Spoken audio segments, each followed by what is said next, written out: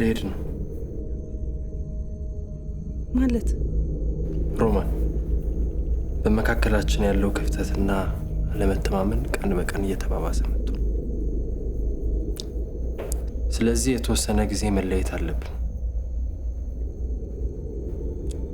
ትንሽ የእረፍትና የማሰቢያ ጊዜ ያስፈልገናል። ማሰብም መሄድም አያስፈልገም።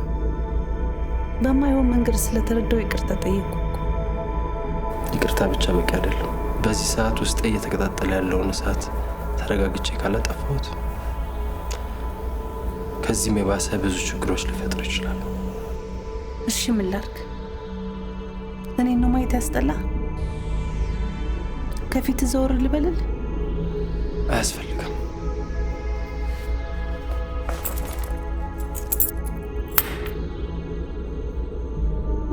ምን ማለት ነው ካሌብ? ከሁሉም ነገር ነው ማረፍ የምፈልገው።